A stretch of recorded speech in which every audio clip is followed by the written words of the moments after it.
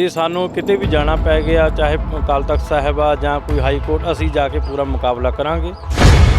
ਜੇ ਗੁਰੂ ਗ੍ਰੰਥ ਸਾਹਿਬ ਦੀ ਵੀੜ ਇੱਕ ਪਿੰਡ ਦੇ ਵਿੱਚ ਲੈ ਕੇ ਆਉਣੀ ਹੋਵੇ, 5 ਕੇਸਾਂ ਧਾਰੀ ਗੁਰਸਿੱਖ ਨਹੀਂ ਲੱਭਦੇ। ਮੈਂ ਕੁਝ ਅਜਿਹੇ ਲੈਟਰ ਪੈਡ ਵੇਖੇ ਨੇ ਨਿਰਮਲੇ ਸੰਸਥਾਵਾਂ ਦੇ ਜਿਨ੍ਹਾਂ ਉੱਤੇ ਕਾਰ ਹੈ ਹੀ ਨਹੀਂ, ਉਹਨਾਂ ਨੇ ਵੀ 2 ਹੀ ਸ਼ਬਦ ਵਰਤੇ ਨੇ। ਤੁਸੀਂ ਉਹਨਾਂ ਦਾ ਕਦੀ ਵਿਰੋਧ ਕਿਉਂ ਨਹੀਂ ਕੀਤਾ ਜਾਂ ਉਹਦੇ ਲਈ ਤੁਸੀਂ ਅੱਜ ਤੱਕ ਵੀਡੀਓ ਕਿਉਂ ਨਹੀਂ ਬਣਾਈ? ਗੁਰੂ ਨਾਨਕ ਸਾਹਿਬ ਮਹਾਰਾਜ ਨੇ ਏਕਾ ਲਗਾ ਕੇ, ਇੱਕ ਲਗਾ ਕੇ ਜਿਹੜੇ 63 ਭੇਦ ਸੀ ਸਨਾਤਨ ਮੱਤ ਵਾਲੇ ਜਿਹੜੇ ਮੰਨਦੇ ਸੀ, ਉਹਨਾਂ ਨੂੰ ਖਤਮ ਕਰਤਾ। ਕਿ ਤੁਸੀਂ RSS ਦੇ ਏਜੰਟ ਹੋ।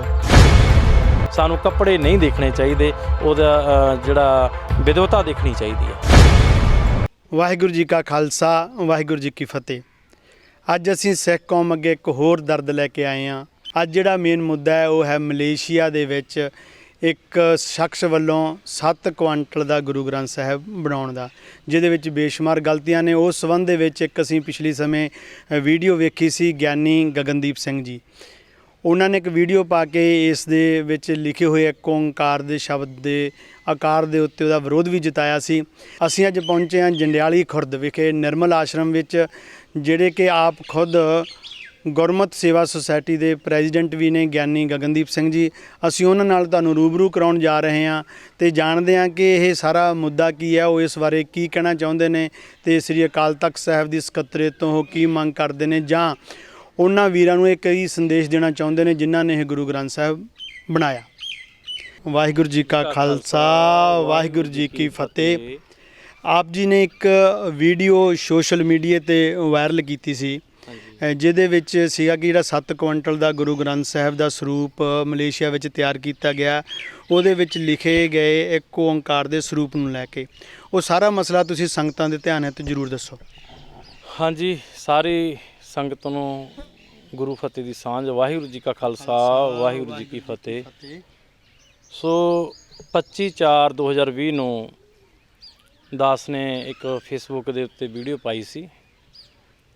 ਸੋ ਉਸ ਵੀਡੀਓ ਦੇ ਵਿੱਚ ਮੈਂ ਆਪਣੀ ਕੌਨਸੈਂਸ ਮੁਤਾਬਕ ਆਪਣੀਆਂ ਵਿਚਾਰਾਂ ਜਨਤਾ ਦੇ ਅੱਗੇ ਰੱਖੀਆਂ ਸੀਗੀਆਂ ਕਿ ਜਿਹੜਾ ਇੱਕ ਓਂਕਾਰ ਆ, ਇੱਕ ਓਂਕਾਰ ਜਿਹੜਾ ਮਲੇਸ਼ੀਆ ਦੇ ਵਿੱਚ ਗੁਰੂ ਗ੍ਰੰਥ ਸਾਹਿਬ ਜਿਹੜਾ ਬਹੁਤ ਵੱਡੇ ਆਕਾਰ ਦਾ ਤਕਰੀਬਨ 700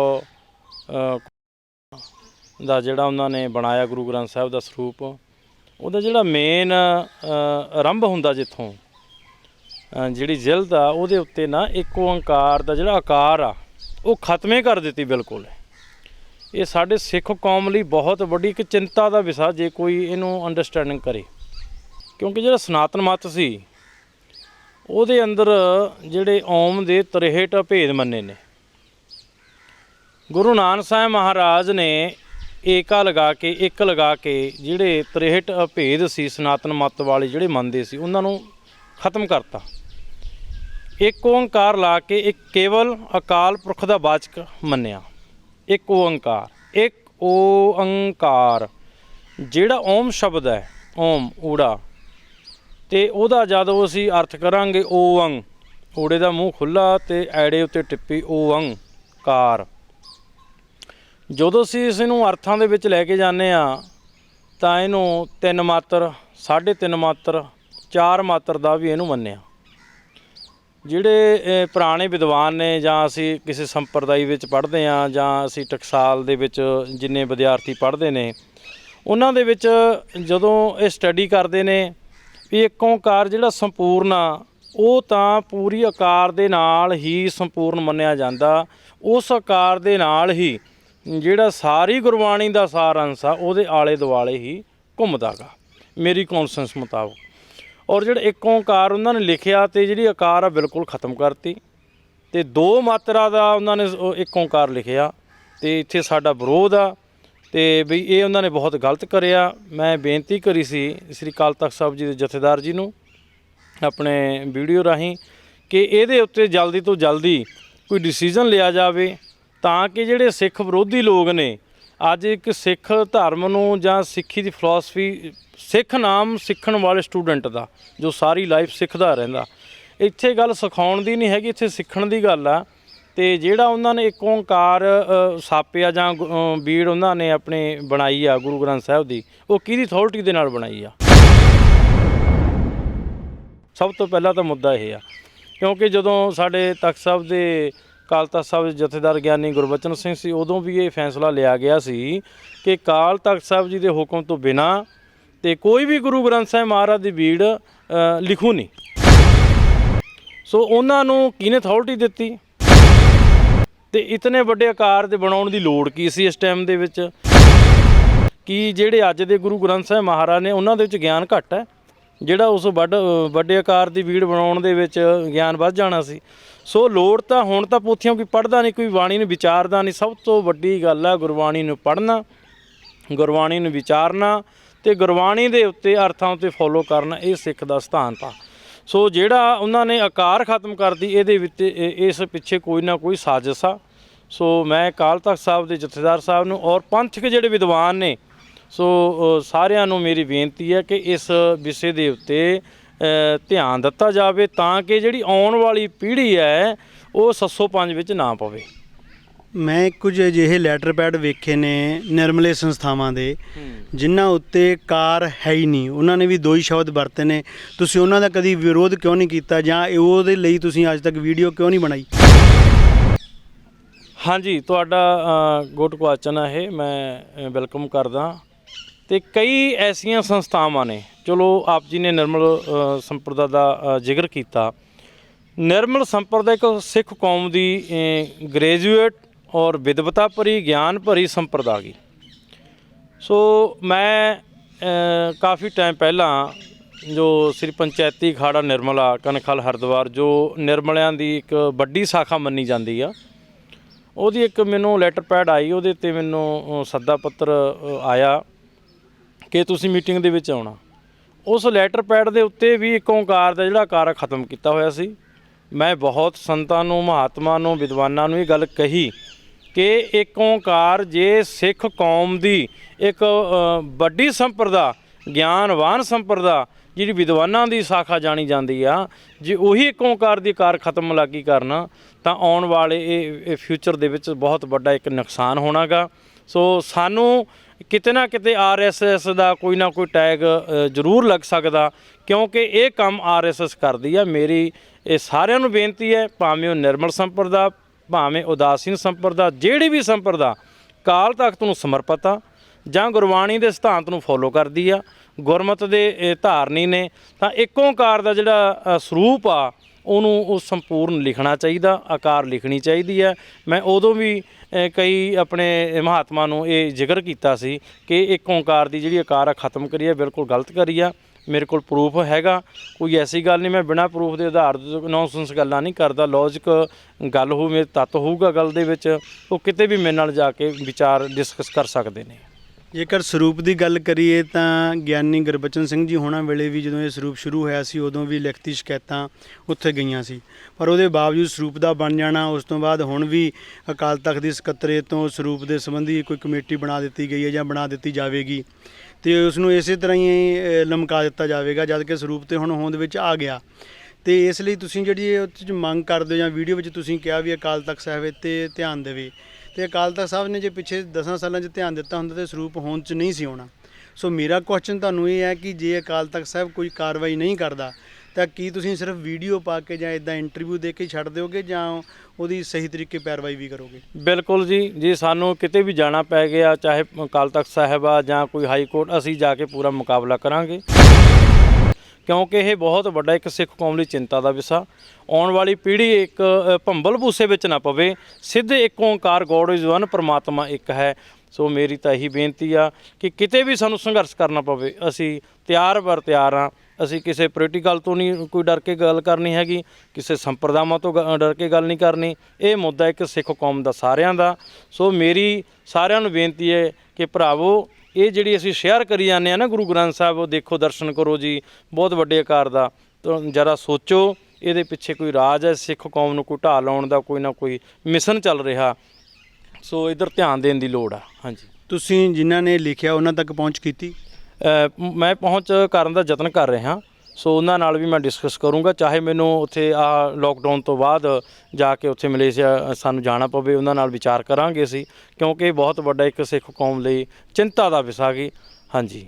ਤੁਹਾਨੂੰ ਲੱਗਦਾ ਕਿ ਜਿੱਥੇ ਗੁਰੂ ਗ੍ਰੰਥ ਸਾਹਿਬ ਜੀ ਨੂੰ ਲੈ ਕੇ ਬਹੁਤ ਸਾਰੀਆਂ ਇੱਥੇ ਘਟਨਾਵਾਂ ਵਾਪਰੀਆਂ ਨੇ ਬੇਅਦਬੀ ਦੀਆਂ, ਜਿੱਥੇ ਸਾਡੇ ਕੋਲ ਜਿੱਥੇ ਪਾਠੀ ਪਾਠ ਕਰਨ ਨੂੰ ਨਹੀਂ ਲੱਭਦੇ, ਸੇਵਾਦਾਰ ਸੇਵਾ ਕਰਨ ਨੂੰ ਨਹੀਂ ਲੱਭਦੇ, ਐਡੇ ਵੱਡੇ ਸਰੂਪ ਨੂੰ ਰੋਜ਼ ਪ੍ਰਕਾਸ਼ ਕਰਨਾ, ਰੋਜ਼ ਸਿਖਾਸਨ ਕਰਨਾ, ਇਜ਼ ਇਟ ਪੋਸੀਬਲ? ਇਹਦੇ ਬਾਰੇ ਵੀ ਕੁਝ ਕਹਿਣਾ ਚਾਹੋ ਤਾਂ। ਨੋ ਪੋਸੀਬਲ। ਦੇਖੋ ਮੇਰੇ ਜਿਹੜੀ ਵਿਚਾਰ ਆ ਉਹ ਇਹ ਆ ਵੀ ਇੱਕ ਪਿੰਡ ਦੇ ਵਿੱਚ, ਦੇਖੋ ਅਖਬਾਰਾਂ ਵਿੱਚ ਅਸੀਂ ਰੋਜ਼ ਦੇਖਦੇ ਹਾਂ, ਐਨੀਵੇ ਮੈਂ ਪਲੀਜ਼ ਇੱਕ ਪੁਆਇੰਟ ਕਹਿਣਾ ਚਾਹੁੰਦਾ ਬਈ ਸਿੱਖੀ ਦਾ ਪ੍ਰਚਾਰ ਹੋ ਰਿਹਾ ਜੀ। ਅਸੀਂ 400 ਨੂੰ ਅੰਮ੍ਰਿਤ ਛਕਾਤਾ, ਅਸੀਂ 500 ਨੂੰ ਅੰਮ੍ਰਿਤ ਛਕਾਤਾ। ਸੋ ਜੇ ਗੁਰੂ ਗ੍ਰੰਥ ਸਾਹਿਬ ਦੀ ਵੀੜ ਇੱਕ ਪਿੰਡ ਦੇ ਵਿੱਚ ਲੈ ਕੇ ਆਉਣੀ ਹੋਵੇ, 5 ਕੇਸਾਂ ਧਾਰੀ ਗੁਰਸਿੱਖ ਨਹੀਂ ਲੱਭਦੇ। ਅਤੇ ਗੁਰਦੁਆਰਾ ਸਾਹਿਬ ਦੇ ਵਿੱਚ ਇੱਕ ਗ੍ਰੰਥੀ ਹੁੰਦਾ, ਈਵਨ ਮੈਂ ਦਾਅਵੇ ਨਾਲ ਗੱਲ ਕਹਿ ਸਕਦਾ 99% ਜਿਹੜੇ ਗੁਰੂ ਗ੍ਰੰਥ ਸਾਹਿਬ ਮਹਾਰਾਜ ਦੇ ਪ੍ਰਕਾਸ਼ ਹੁੰਦੇ ਨੇ ਅਤੇ ਉਹ ਸੁਖਾਸਨ ਵਾਲੇ ਰੂਮ ਦੇ ਵਿੱਚ ਜਾਂਦੇ ਨਹੀਂ ਹੈਗੇ ਅਤੇ ਉੱਥੇ ਸੁਖਾਸਨ ਕਰੇ ਜਾਂਦੇ ਨੇ। ਉਹਦਾ ਇੱਕ ਕਾਰਨ ਇਹੀ ਆ ਕਿ ਉਹਨਾਂ ਨੂੰ ਕੋਈ ਚੌਰ ਸਾਹਿਬ ਕਰਨ ਵਾਲਾ ਨਹੀਂ ਮਿਲਦਾ ਅਤੇ ਸਿਰ 'ਤੇ ਸਰੂਪ ਲੈਣ ਵਾਲਾ ਨਹੀਂ ਮਿਲਦਾ, 5 ਸਿੰਘ ਨਹੀਂ ਮਿਲਦੇ, 5 ਛੱਡੋ 2 ਸਿੰਘ ਹੀ ਨਹੀਂ ਮਿਲਦੇ ਜੋ ਵੀ ਜਿੱਥੇ ਮਹਾਰਾਜ ਪ੍ਰਕਾਸ਼ ਕਰਦੇ ਆ ਥੜੇ ਤੋਂ ਲਿਜਾ ਕੇ ਅਸੀਂ ਗੁਰੂ ਸਾਹਿਬ ਦੇ ਸੁਖਾਸਨ ਸਥਾਨ ਦੇ ਉੱਤੇ ਬਿਰਾਜਮਾਨ ਕਰ ਦਈਏ ਜੀ। ਇਹ ਸ਼ਾਇਦ ਪਹਿਲੀ ਵਾਰ ਹੈ ਕਿ ਕਿਸੇ ਨਿਰਮਲੇ ਸੰਤ ਵੱਲੋਂ ਜਾਂ ਨਿਰਮਲੇ ਗਿਆਨੀ ਵੱਲੋਂ ਇਹ ਗੱਲ ਨੂੰ ਚੱਕਿਆ ਗਿਆ ਮੀਡੀਆ ਵਿੱਚ, ਜਦ ਕਿ ਜਦੋਂ ਵੀ ਅਸੀਂ ਭਗਵਾਨ ਸਰੂਪ ਨਿਰਮਲਾ ਦੇਖਦੇ ਹਾਂ ਅਕਸਰ ਨੌਜਵਾਨ ਪੀੜ੍ਹੀ ਮੰਨਦੀ ਹੈ ਕਿ ਤੁਸੀਂ RSS ਦੇ ਏਜੰਟ ਹੋ, ਅਤੇ ਸੋ ਇਸ ਗੱਲ ਨੂੰ ਤੁਸੀਂ ਕਿਸ ਸੰਦਰਭ 'ਚ ਵੇਖਦੇ ਹੋ? ਇਹ ਆਪਣੀ ਆਪਣੀ ਕੌਨਸੈਂਸ ਆ। ਸੋ ਐਨੀਵੇ ਸਾਡਾ ਕਿਸੇ RSS ਨਾਲ ਕੋਈ ਤਾਲੁਕ ਨਹੀਂ ਹੈਗਾ। ਅਸੀਂ ਅਕਾਲ ਤਖਤ ਨੂੰ ਮੰਨਦੇ ਹਾਂ, ਅਕਾਲ ਤਖਤ ਦੇ ਪੈ ਦੇ ਵਿੱਚ ਰਹਿੰਦੇ ਹਾਂ, ਗੁਰਮਤਿ ਦੇ ਸਿਧਾਂਤ ਨੂੰ ਫੋਲੋ ਕਰਦੇ ਹਾਂ। ਗੱਲ ਇੱਥੇ ਭਗਵਿਆਂ ਦੀ ਨਹੀਂ ਹੈਗੀ, ਨਾ ਚਿੱਟਿਆਂ ਦੀ ਆ ਨਾ ਨੀਲਿਆਂ ਦੀ। ਮੈਂ ਚਿੱਟੇ ਵੀ ਪਾਉਂਦਾ, ਮੈਂ ਸਾਰੇ ਫੋਰਨ ਕੰਟਰੀਆਂ ਵਿੱਚ ਜਾਂਦਾ ਚਿੱਟੇ ਭਗਵੇਂ। ਹੁਣ ਮੇਰੇ ਹੁਣ ਕੇਸਰੀ ਦਸਤਾਰ ਸਜਾਈ ਹੋਈ ਆ, ਹੁਣ ਜਦੋਂ ਸਨੈਪ ਆਉਣੀ ਹੈ ਭਗਵੀਂ ਦਿਖਣੀ ਹੈ। ਨਹੀਂ ਵੇ ਇਹਦੇ ਵਿੱਚ ਮੈਂ ਕੋਈ ਜ਼ਿਆਦਾ ਇਸ ਗੱਲ ਦੇ ਉੱਤੇ ਉਹ ਨਹੀਂ ਕਰਦਾ ਹੈਗਾ। ਸੋ ਗੱਲ ਵਿਚਾਰਧਾਰਾ ਉਹਦੀ ਸਹੀ ਹੋਣੀ ਚਾਹੀਦੀ ਆ, ਨਿਰੋਲ ਹੋਣੀ ਚਾਹੀਦੀ ਆ, ਅਤੇ ਗੱਲ ਵਿੱਚ ਲੌਜਿਕ ਹੋਣਾ ਚਾਹੀਦਾ। ਸਾਨੂੰ ਕੱਪੜੇ ਨਹੀਂ ਦੇਖਣੇ ਚਾਹੀਦੇ, ਉਹਦਾ ਜਿਹੜਾ ਵਿਦਵਤਾ ਦੇਖਣੀ ਚਾਹੀਦੀ ਆ। ਪਰ ਵਿਦਵਤਾ ਦੇ ਤਾਂ ਹੀ ਦਿਸੂ ਨਾ ਜੇ ਕੋਈ ਕੈਮਰੇ ਮੂਹਰੇ ਅੱਜ ਤੱਕ ਕੋਈ ਨਿਰਮਲੇ ਸੰਤ ਸਮਾਜ ਆਇਆ ਹੋਵੇ ਜਾਂ ਉਹਨਾਂ ਨੇ ਗੁਰਮਤ ਦੇ ਉੱਤੇ ਠੋਕ ਕੇ ਪਹਿਰਾ ਦਿੱਤਾ ਹੋਵੇ, ਇਹਦੇ ਤਾਂ ਹੀ ਗੱਲ ਸਾਹਮਣੇ ਆਏਗੀ ਨਾ ਬਾਤ। ਜਦ ਕਿ ਅੱਜ ਤੱਕ ਮੈਨੂੰ ਨਹੀਂ ਲੱਗਦਾ ਕਿ ਕਿਸੇ ਵੀ ਪੰਥਕ ਮੁੱਦੇ ਉੱਤੇ ਜਿਹੜਾ ਕਿ ਸਿਰਫ ਧਰਮ ਨਾਲ ਲਿਟਰੇਚਰ ਨਾਲ ਸੰਬੰਧਿਤ ਹੋਵੇ ਅਤੇ ਕੋਈ ਨਿਰਮਲੇ ਅਖਾੜਾ ਖੁੱਲ੍ਹ ਕੇ ਸਾਹਮਣੇ ਆਇਆ ਹੋਵੇ। ਸੋ ਦੇਖੋ ਕਈ ਐਸੇ ਹੈਗੇ ਨੇ ਜਿਹੜੇ ਵਿਦਵਾਨ ਆਉਂਦੇ ਨੇ ਖੁੱਲ੍ਹ ਕੇ, ਪਰ ਉਹ ਦੋ ਪਾਸੇ ਮਲਵੀ ਦੀ ਗੱਲ ਕਰ ਜਾਂਦੇ ਨੇ। ਸੋ ਐਨੀਵੇ ਮੈਂ ਤਾਂ ਇੱਕ ਡਾਇਰੈਕਟਲੀ ਇੱਕ ਪਾਸੇ ਦੀ ਗੱਲ ਕਰਨੀ ਆ। ਤੁਸੀਂ ਸਿੱਖ ਸੰਗਤਾਂ ਨੂੰ ਕੀ ਸੁਨੇਹਾ ਦੇਣਾ ਚਾਹੁੰਦੇ ਹੋ ਜਾਂ ਅਕਾਲ ਤਖਤ ਸਾਹਿਬ ਨੂੰ ਕੀ ਕਹਿਣਾ ਚਾਹੁੰਦੇ ਹੋ ਇਸ ਸਰੂਪ ਦੇ ਮਸਲੇ ਦੇ ਉੱਤੇ? ਹਾਂਜੀ, ਮੈਂ ਅਕਾਲ ਤਖਤ ਸਾਹਿਬ ਜੀ ਨੂੰ ਬੇਨਤੀ ਕਰਦਾ ਕਿ ਸਾਡੇ ਇਸ ਟਾਈਮ ਜੋ ਜਥੇਦਾਰ ਸਾਹਿਬ ਨੇ ਗਿਆਨੀ ਹਰਪ੍ਰੀਤ ਸਿੰਘ ਜੀ ਬੜੇ ਵੈਲ ਗ੍ਰੈਜੂਏਟ ਨੇ, ਮੈਂ ਉਹਨਾਂ ਦਾ ਇਸ ਗੱਲੋਂ ਰਿਸਪੈਕਟ ਵੀ ਕਰਦਾ। ਸੋ ਮੈਨੂੰ ਮਾਣ ਆ ਵੀ ਜੇ ਇਹ ਉਹਨਾਂ ਤੱਕ ਵੀਡੀਓ ਪਹੁੰਚੇ ਤਾਂ ਉਹ ਕੋਈ ਨਾ ਕੋਈ ਡਿਸੀਜਨ ਇਹਦੇ ਉੱਤੇ ਸਖਤ ਜ਼ਰੂਰ ਲੈਣਗੇ। ਸੋ ਚੰਗੀ ਵਿਦਵਾਨੀ ਕਮੇਟੀ ਬਣਾ ਕੇ ਉਹ ਡਿਸੀਜਨ ਲਿਆ ਜਾਵੇ ਤਾਂ ਕਿ ਇਸ ਨੂੰ ਇੱਥੇ ਇਹਨਾਂ ਲੋਕਾਂ ਨੂੰ ਨੱਥ ਪਾਈ ਜਾਵੇ ਅਤੇ ਅੱਗੇ ਵਾਸਤੇ ਕੋਈ ਇਸ ਤਰ੍ਹਾਂ ਦੀ ਕੋਈ ਗਲਤੀ ਨਾ ਕਰੇ। ਸੋ ਮੈਂ ਤਾਂ ਇਹੀ ਬੇਨਤੀ ਕਰਦਾ ਸਾਰੇ ਨਿਰਮਲ ਭੇਖ ਨੂੰ ਵੀ, ਔਰ ਚਾਹੇ ਉਹ ਉਦਾਸੀ ਭੇਖ ਆ, ਭਾਵੇਂ ਸੇਵਾ ਪੰਥੀ ਨੇ, ਭਾਵੇਂ ਨਿਹੰਗ ਸਿੰਘ ਸੰਪਰਦਾ, ਵੀ ਸਾਰੇ ਇਕਜੁੱਟ ਹੋ ਕੇ ਸਾਰੇ ਵਿਦਵਾਨ ਪ੍ਰੋਫੈਸਰ ਜਨ ਸਾਰੇ ਇਸ ਵਿਸ਼ੇ ਵੱਲ ਪੂਰਾ ਧਿਆਨ ਦੇਣ ਤਾਂ ਕਿ ਆਪਾਂ ਇਸ ਜਿਹੜੀ ਇਹ ਵਿਸ਼ੇ ਦੇ ਉੱਤੇ ਵਿਚਾਰ ਕਰੀਏ, ਚਰਚਾ ਕਰੀਏ, ਇਹਦੇ ਜਿੱਤ ਪ੍ਰਾਪਤ ਕਰ ਸਕੀਏ। ਸੋ ਇਹ ਸਨ ਗਿਆਨੀ ਗਗਨਦੀਪ ਸਿੰਘ ਜੀ, ਨਿਰਮਲ ਆਸ਼ਰਮ ਜੰਡਿਆਲੀ ਕਲਾਂ ਅਹਿਮਦਗੜ੍ਹ ਲੁਧਿਆਣਾ ਵਿਖੇ, ਜਿਨ੍ਹਾਂ ਨੇ ਕਿ ਸਾਡੇ ਨਾਲ ਇਸ ਗੱਲ 'ਤੇ ਖੁੱਲ੍ਹ ਕੇ ਵਿਚਾਰ ਕੀਤਾ ਕਿ ਜੇ ਇੱਕ ਓਂਕਾਰ ਦੇ ਸਰੂਪ ਦੇ ਉੱਤੇ ਹੀ ਉਹਦਾ ਇੱਕ ਅੰਗ ਕੱਟ ਦਿੱਤਾ ਗਿਆ, ਉਹਦੇ ਤੋਂ ਕਾਰ ਖਤਮ ਕਰ ਦਿੱਤੀ ਗਈ ਹੈ ਅਤੇ ਸਰੂਪ ਦੇ ਅੰਦਰ ਵੀ ਬੇਸ਼ੁਮਾਰ ਗਲਤੀਆਂ ਹੋ ਸਕਦੀਆਂ ਨੇ। ਅਤੇ ਦੂਸਰਾ, ਬਿਨਾਂ ਅਥਾਰਟੀ ਤੋਂ ਕਿਸੇ ਨੂੰ ਗੁਰੂ ਗ੍ਰੰਥ ਸਾਹਿਬ ਤਿਆਰ ਕਰਨ ਦਾ ਹੱਕ ਨਹੀਂ ਹੈ ਅਤੇ ਕਿਸ ਤਰ੍ਹਾਂ ਤਿਆਰ ਹੋ ਗਿਆ। ਔਰ ਤੀਸਰਾ ਕਿ ਇਹਦੀ ਸੇਵਾ ਸੰਭਾਲ ਕੌਣ ਕਰੇਗਾ। ਬਹੁਤ ਸਾਰੇ ਕੁਐਸਚਨ ਮਾਰਕ ਨੇ ਜਿਹੜੇ ਕਿ ਇਕੱਲੇ ਸਾਡੇ ਉੱਤੇ ਹੀ ਨਹੀਂ, ਸਾਰੇ ਸਿੱਖ ਪੰਥ ਦੇ ਉੱਤੇ ਨੇ ਅਤੇ ਜ਼ਿੰਮੇਵਾਰੀ ਬਣਦੀ ਆ ਅਕਾਲ ਤਖਤ ਸਾਹਿਬ ਸਕੱਤਰੇਤ ਦੀ ਕਿ ਉਹ ਦ੍ਰਿੜਤਾ ਨਾਲ ਪਹਿਰਾ ਦੇਵੇ। ਜੇ ਕਿਤੇ ਉਹਦੇ ਪੈਰ ਥਿੜਕਦੇ ਨੇ ਅਤੇ ਉਹ ਅਜਿਹੀਆਂ ਸੰਸਥਾਵਾਂ ਦਾ ਇਹ ਸਹਾਰਾ ਲੈ ਸਕਦੇ ਨੇ, ਇਹ ਜਿਹੀਆਂ ਸੰਸਥਾਵਾਂ ਦੀ ਇੱਕ ਸਬ ਕਮੇਟੀ ਬਣਾਉਣ ਜਿਨ੍ਹਾਂ ਦਾ ਸ਼੍ਰੋਮਣੀ ਕਮੇਟੀ ਨਾਲ ਸਿੱਧਾ ਸੰਬੰਧ ਨਾ ਹੋਵੇ, ਤਾਂ ਕਿ ਤੇ ਦ੍ਰਿੜਤਾ ਨਾਲ ਇੱਕ ਫੈਸਲਾ ਲੈ ਕੇ ਕੌਮ ਦੀ ਝੋਲੀ ਦੇ ਵਿੱਚ ਸੱਚ ਪਾਇਆ ਜਾਵੇ। ਸੋ ਇੰਨੇ ਕੁ ਵਿਚਾਰਾਂ ਦੇ ਨਾਲ ਅਸੀਂ ਗਿਆਨੀ ਗਗਨਦੀਪ ਸਿੰਘ ਜੀ ਦਾ ਜਿੱਥੇ ਧੰਨਵਾਦ ਕਰਦੇ ਹਾਂ, ਉੱਥੇ ਹੀ ਫਤਿਹ ਬੁਲਾਉਂਦੇ ਹੋਏ ਉਹਨਾਂ ਤੋਂ ਵਿਦਾ ਲੈਂਦੇ ਹਾਂ। ਗਿਆਨੀ ਜੀ, ਵਾਹਿਗੁਰੂ ਜੀ ਕਾ ਖਾਲਸਾ, ਵਾਹਿਗੁਰੂ ਜੀ ਕੀ ਫਤਿਹ।